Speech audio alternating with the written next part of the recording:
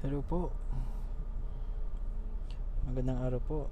Ngayon po ay pakita ko lang kung paano mag-buy at paano mag-sell dito sa Binance.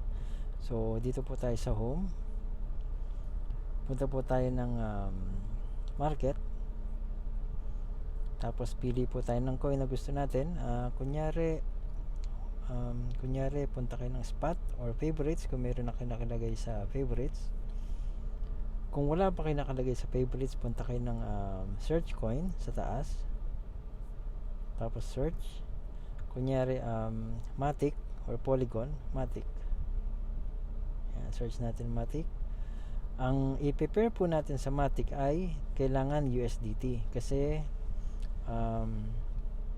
malamang USDT ang pera nyo or ang dollar na stable nyo. So click natin ng USDT. Tapos dito makikita nyo may graph siya. Nakalagay is 1.68 ang kanyang per coin. Tapos plus 4% siya ngayon. Hindi siya mababa, hindi siya negative. Mas maganda po na bumili tayo ng pwede na siguro yung ganyan, nasa maximum 4% lang, or mas maganda negative percentage siya. Kunyari sa ngayon 1.68 siya.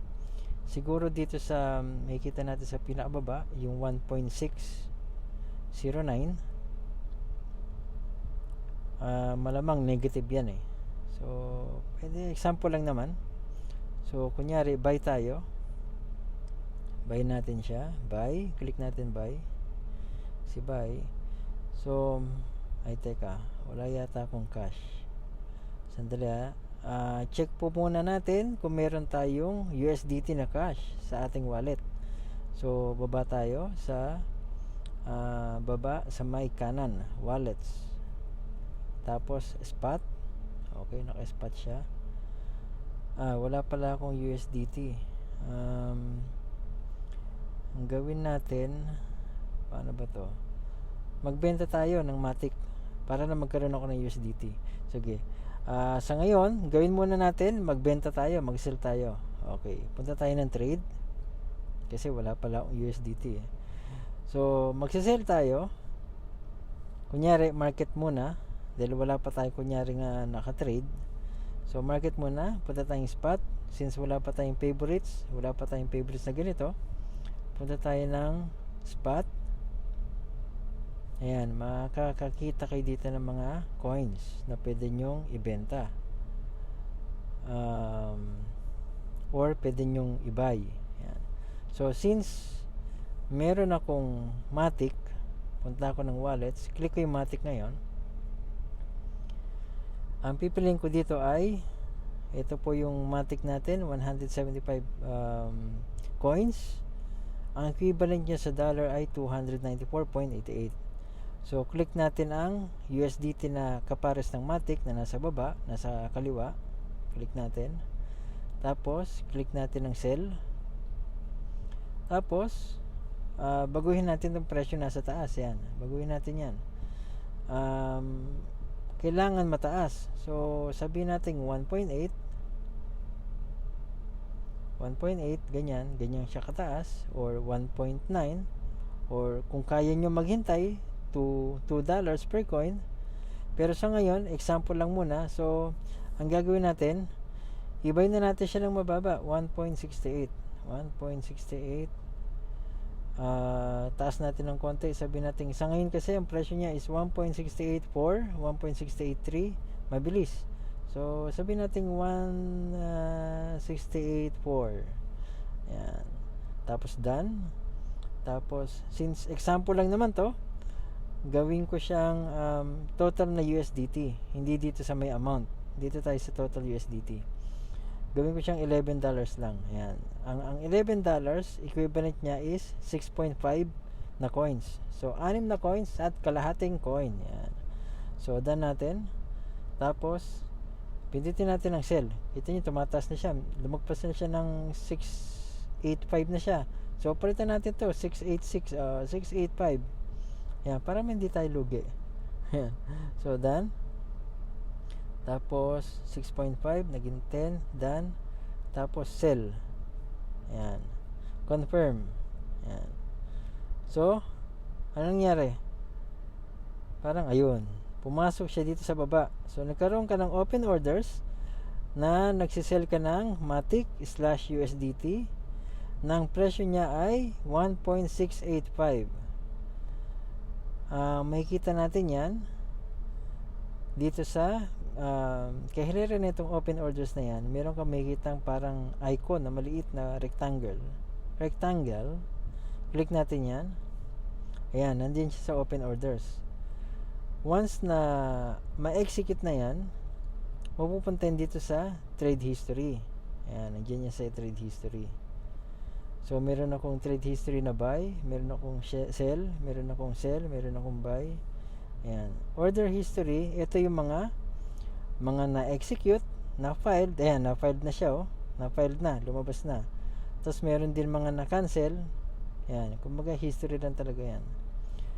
Pag-click natin sa open orders, andyan siya, diba? 1.685. Back tayo. Wala na siya dito kasi ang nangyari, balikan natin tong icon na kahilera nitong open orders na 0. Ayan.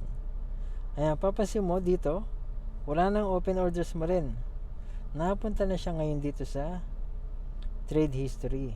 Ayan. Yung mga trade history, yan yung mga successful na nakapag-buy ka, successful na nakapag-sell ka. So, click natin yan. Ayan na siya. Ayan. Oh. Sell. Yan. 1.685 na presyo per coin. Ang coin na nabili niya is nabenta ko is 6.5 coins. Ang fee niya ay 1947.001947. Ang total USDT niya is $10.95. So, pag tinignan mo yung order history, nandyan din yan, filed. Ayan. Ito yung cancel kanina. Nag-cancel ako kanina eh. So, back tayo.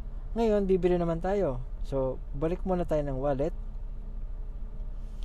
Tignan natin sa wallet. Back tayo. Ayan. Spot. Wag po tayo sa overview. Dapat po tayo ay sa spot. Ayan. Tignan natin kung meron tayong USDT. Ayan. Meron tayong USDT. Ito. 11.04. Kasi meron butal yan kanina. So, nag-add na siya. So, since meron ako USDT, sabihin natin na bibili naman ako ng iba. So, punta tayo ng market ulit. Kung wala kang favorites, punta ka lang sa spot. Yan, pili ka dyan. Marami yan. Masyadong marami yan. Sobrang dami yan. Mas maganda mag-search ka na lang. Search. Kunyari, bibili ulit ako ng Matic. Tapos, hanapin natin USDT. Ayun, pansin nyo merong star na yellow. Ibig sabihin yung star na yan, pag kinalik ko yan, nag-a-add siya sa favorites. Ayan. Tapos, pag kinalik ko ulit na hindi magdidilaw, back natin. Hindi magdidilaw, ibig sabihin, ayan, remove from favorites. Okay. Click natin ng Matic. Buy tayo. Buy. Yan, buy. Since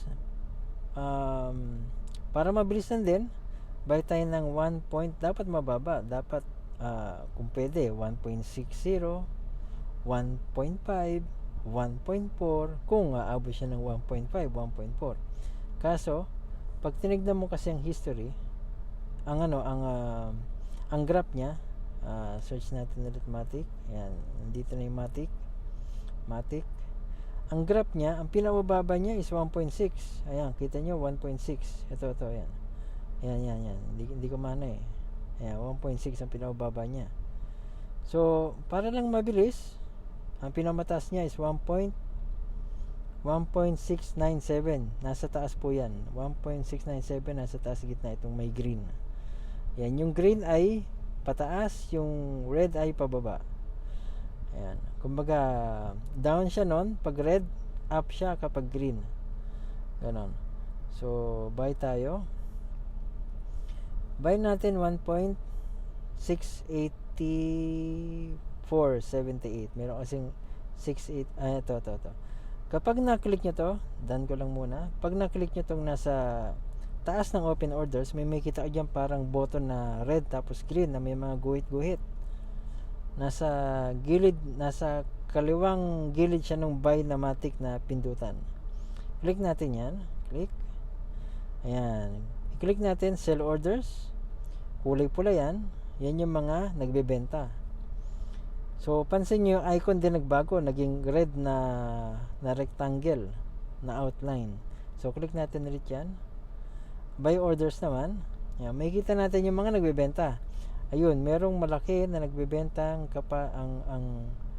ang quantity is may malaki. Merong 15,000, merong 485, merong 3,000.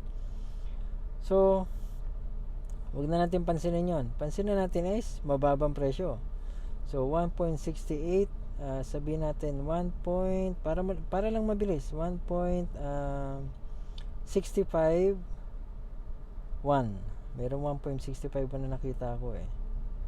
1.685 1. Actually 1.686 siya ngayon. So sige, para mabilis 1.86 na lang din natin. Tapos 10 maximum natin kasi wala naman tayo ibang matic na wala naman tayo ibang presyo ng USDT kundi $11 lang. So maximum na natin kasi kapag hindi natin min-maximum yan, sabihin natin $2 lang, pag binay ko yan, may lalabas. Confirm ko yan, total must be greater than $10. Okay, so kailangan $10. So okay na yan. Buy natin. Sandali, tumataas siya gawin natin 8. Habulin ko lang 7. Mahirap maghabol 5. Okay, sige. Tapos buy. Confirm.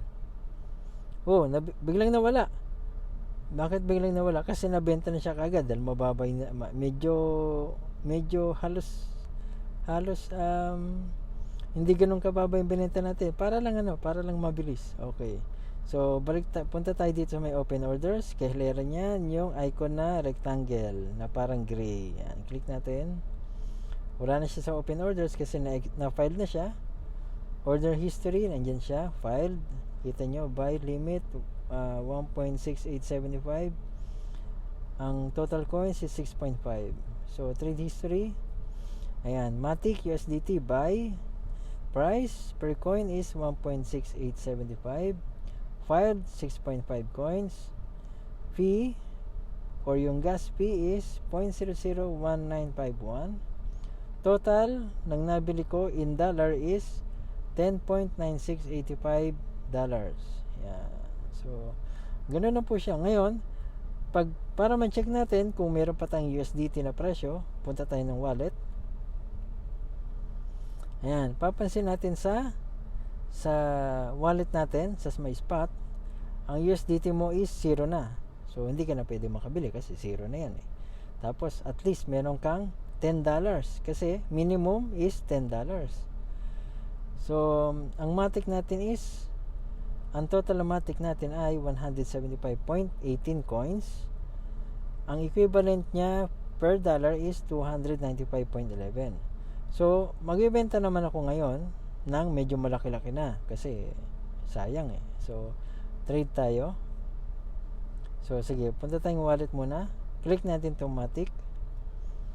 Click natin sa baba yung Matic/USDT, nakapares niya. Click natin. Click. Ayan. Click natin yung sell. Medyo maghihintay ako na matagal kasi 1.83 ang aking gustong ibenta. So 100% ko yan. Pwede rin namang 87% or baguhin natin, gawin natin 100. So meron ka pang matitirang 75 niyan kasi 100 na coins na ibebenta mo eh. So gusto ko na lang siyang itodo. Pwede rin namang kalahati 100, tapos ang presyo niya is 1.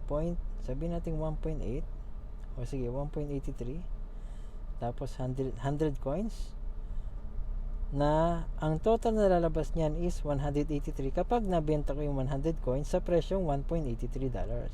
So sell natin, done, sell. Mapupunta yan, confirm. Mapupunta yan sa open orders. Ayan na siya, sa open orders.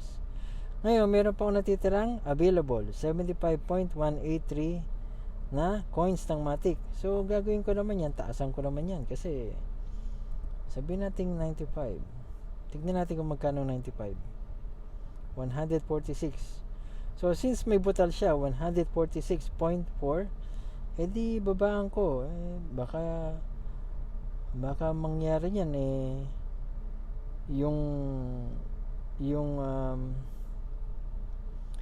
yung presyo niya hanggang 192 lang. Tapos ang presyo ko is 1.94. Edi maghihintay na naman o matagal. So babaan natin ng konti. Ayan, wala namang masama. Okay.